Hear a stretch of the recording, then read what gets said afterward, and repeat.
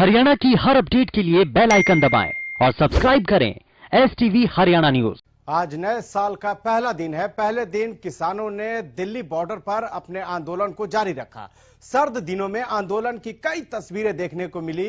एक तरफ जहां किसान अपना दुख दर्द बांटते हुए नजर आए, तो वहीं कई विपक्षी नेता इस आंदोलन को समर्थन देने पहुंचे।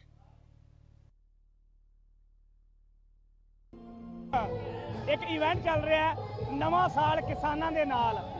ये इवेंट क्यों किया गया?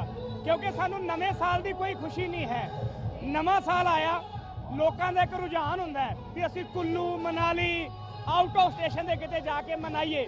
पर जदों साडी लोकां दे नाल गल होई, साडे किसान भाईचारे नाल गल होई, मजदूरां नाल गल होई, दुकानदारां नाल गल होई, उन्हां ने गल कही असीं ऐतकी किते भी बाहर जाके असीं कोई भी प्रोग्राम नहीं करांगे।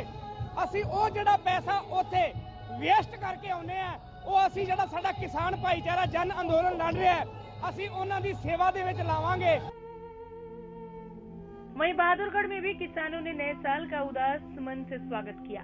किसानों ने लंगर लगाकर हलवा पूरी जैसे पकवान बनाए। साथ ही उम्मीद जताई कि नए साल में सरकार उनकी बात मान जाएगी।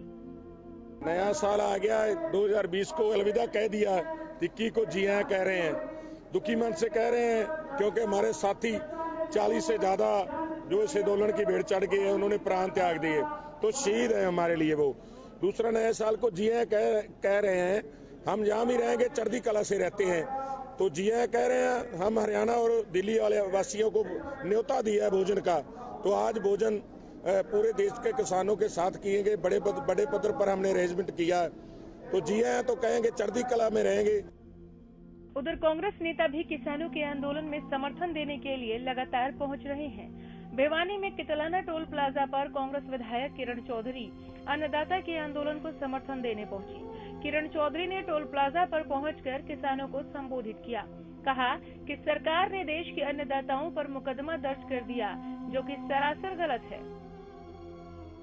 सरकार ने कहा है कि ये दो बात हम मानते हैं, पर सच्चाई ये है जो ये तो दो अध्यादेश हैं और वो तो अभी पार्लियामेंट में पेश नहीं हुए हैं। ये तीनों कानून तो पार्लियामेंट में पेश होकर कानून बन चुके हैं, तो ये कानूनों को रद्द करना पड़ेगा, तभी आगे बात बनेगी।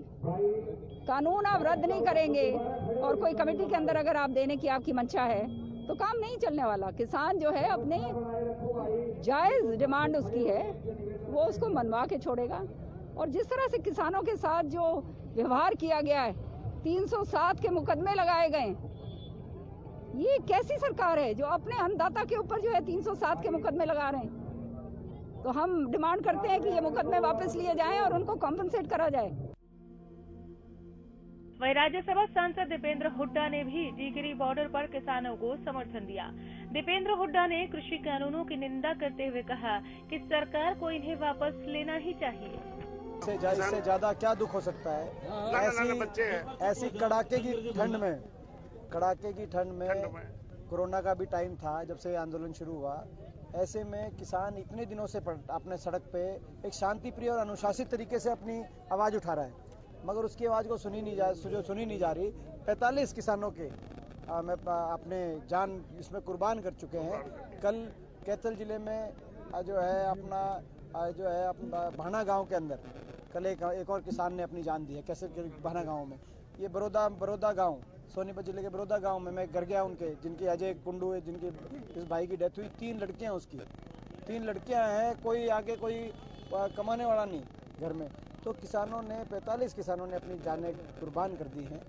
तो सरकार को सुनना चाहिए। मैं सरकार से आग्रह करना है तो विनम्र निवेदन कि ये एक जन आंदोलन बन चुका है, आप खुद देखें।